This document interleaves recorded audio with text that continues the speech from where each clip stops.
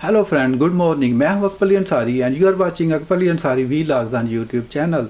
आज का हमारा शॉर्ट टॉपिक है UK visa documents sponsorship verification. पिछले 4 सालों से यूके एम्बेसी स्पॉन्सर को कांटेक्ट करती है और ये वेरीफाई करती है कि उसने जो स्पॉन्सरशिप इन्विटेशन वीज़ा एप्लीकेंट को रसाल की थी क्या वो रीजनल है कि नहीं।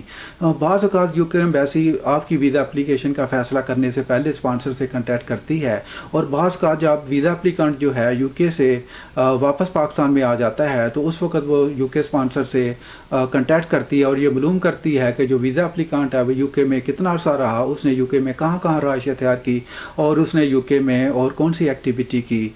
और यहाँ ये बात ख़ास तौर पर याद रखेंगे, अगर आपने यूके वीज़ा एप्लीकेशन में ये तहरीर किया था कि आप यूके में 7 दिन रहाइश अख्तियार करेंगे और अगर आपने 10 दिन या 15 दिन यूके में रहाइश अख्तियार की है, तो जब आप नेक्स्ट टाइम जो वीज़ा एप्लीकेशन फ़ाइल करेंगे तो यूके एम्बेसी सिर्फ इसी बात पे आपकी वीज़ा एप्लीकेशन को रिजेक्ट करती है, आपका जो इंटेंडेड स्टे था उससे ज़्यादा अरसे से आपने यूके में रहाइश अख्तियार की।